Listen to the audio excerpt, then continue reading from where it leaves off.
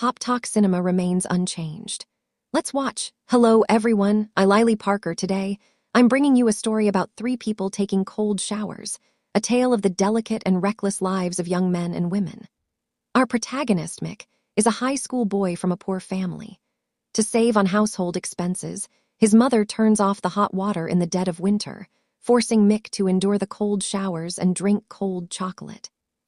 The family's expenses are all covered by his mother, who works as a cleaner at the gym. This difficult family situation stems from Mick's alcoholic father. Life forces Mick to grow up, and he seems to understand the true meaning of life better than his peers. He often tells himself that life is sometimes just like that, to bear it alone and face it with effort. But this doesn't mean he won't wander and struggle in love and loss. When he's confused and can't figure things out, he works out and exercises constantly, releasing his emotions through sweat until late at night. Sometimes, Mick can't understand why his alcoholic father doesn't have a stable job and always makes a fool of himself in front of others, causing worry. To save electricity, they've already lit candles at home.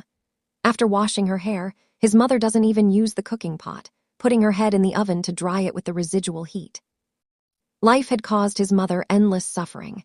Even her temper tantrums were met with scolding from his useless father. Fortunately, he had the support and encouragement of his gentle childhood sweetheart, Vanessa. As the captain of the school's judo team, Mick, despite the mental strain, wouldn't fall into despair and collapse. Both being athletic prodigies, the two would quietly fall asleep in the empty skating rink. As they spun deeper into the rink, Mick would follow Vanessa to the edge, hug her, and let her lean against the glass before kissing her fair skin. Sexy and sensual Vanessa loved life and loved Mick. She could take off her shirt at any time, revealing her unique tattoos and graceful figure. She disliked being restrained, like a wild little cat, completely opposite to Mick's personality. But this didn't hinder their love. Life was going on peacefully until one day, the school judo team got a new sponsor. A boy named Clement appeared before Mick. Clement was the new sponsor's son, from a wealthy and harmonious family, and was friendly. The two made a good impression on Mick at their first meeting. They would talk about their experiences in judo competitions and how to overcome. During a competition, Mick encountered an opponent he couldn't beat before. Clement taught Mick a new offensive strategy, practiced with him, and encouraged him diligently. Mick learned quickly, seized the opportunity, and defeated his opponent. After winning the match, Mick happily took the trophy to Vanessa's house. Vanessa was also happy for Mick. The two snuggled together on the sofa, chatting about various interesting things. Anyone who has been in love understands the sweetness of a young couple. However, one victory doesn't mean anything. Mick was too overweight to compete in the 73 kg category. To compete, he had to find a way to lose 8 kg in a short time. He intensified his training and reduced his food intake. He went to the swimming pool, swimming and drinking while Vanessa, who was with him, would shower. When he had free time, Mick would also bring Vanessa to Clement's house for parties. The three cheerful peers quickly became friends, hugging and taking pictures, spending many happy times together. While Mick and Clement trained together, Vanessa would also visit and become close to them. Until one time, when Mick and Vanessa were being affectionate, Clement joined in. After the love game, Vanessa, whose period was supposed to be on time, was a few days late this month, so she went to Zioye. Zioye asked Vanessa if she had been with any boys. Vanessa didn't dare to tell the truth, only saying that she had taken a cold shower with 2 boys. Zioye guessed that Vanessa might be pregnant, but it was too early to test, so she prescribed Western medicine for Vanessa and reminded her to have regular checkups. Only a girl knows the changes in her body.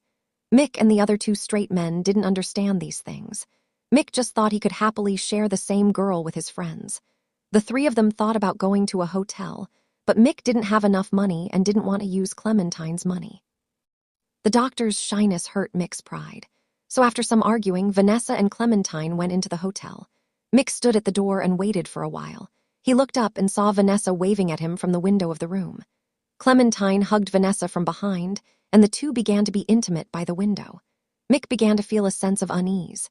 This was supposed to be a game for 3 people, but now he was being turned away. Mick felt something was wrong and went to the front desk. Mick asked the waiter to call the 2, but no one answered. He had to call Vanessa himself, urging her to come downstairs as soon as possible. He waited and waited, but she didn't appear. Mick began to lose control of his emotions.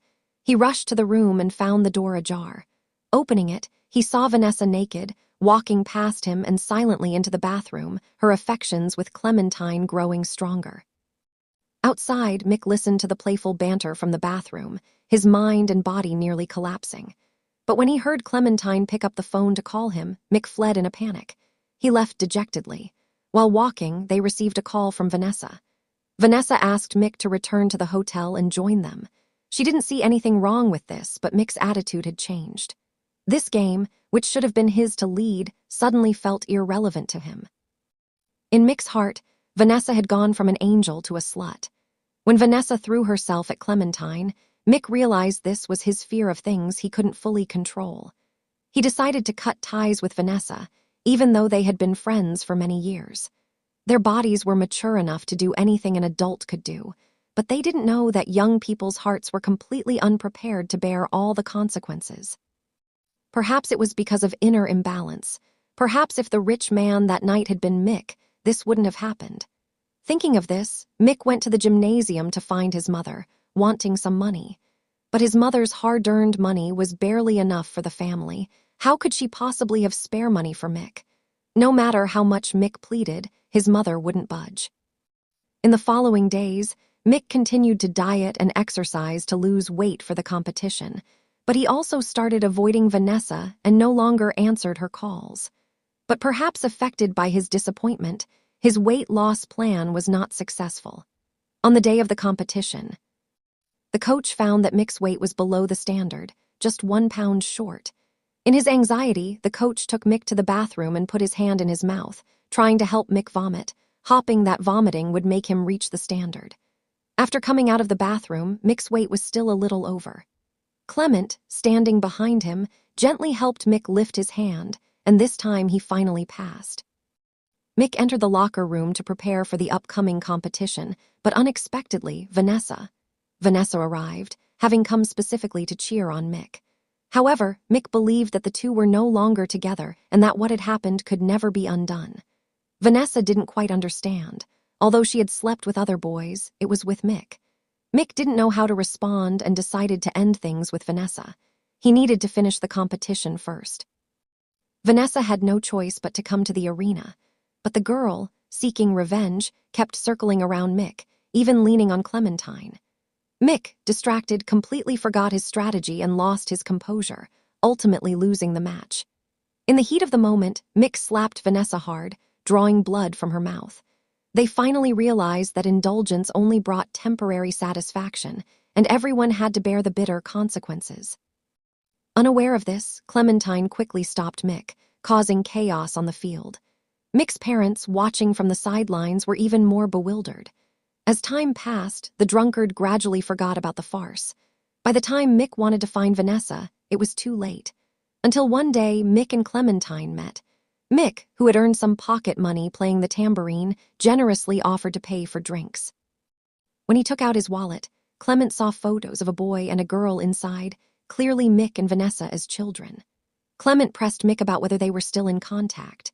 Mick could only say he hadn't seen Vanessa in a long time, and Clement also said he hadn't contacted her. But while Clement was in the restroom, his girlfriend took a notebook from his bag with Vanessa's phone number written on it. The girl tore out the number and gave it to Mick. Mick finally had a chance to call Vanessa. They met, sat together, reminisced, talked about future plans, and chatted about trivial things. They were both restrained yet caring. Vanessa even invited Mick to her home. When Mick entered Vanessa's room, everything seemed to have returned to normal. Mick naively thought things could go back to the way they were and wanted to get closer to Vanessa, but Vanessa refused. She roughly pushed Mick away. Their relationship could remain friends, but it was impossible to go back to the way things were before. After a good cry, Mick sat in a chair and realized that the world is constantly changing, and no one will wait for you forever. The past is like a huge wound. Everything has become a familiar stranger. He watched the new students training hard, falling, and being thrown, all things he had experienced. Now, the once constantly arguing home was filled with laughter. His parents had stopped blaming each other, and their relationship had eased.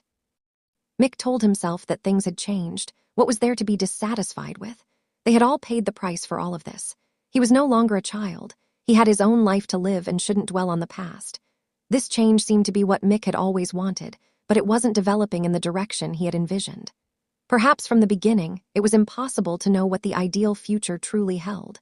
Perhaps everything would eventually pass. Only time would be the final, sole victor. After this inevitable cold shower, perhaps he would catch a cold, perhaps he would become stronger. Life is like that. It never stops for anyone or anything.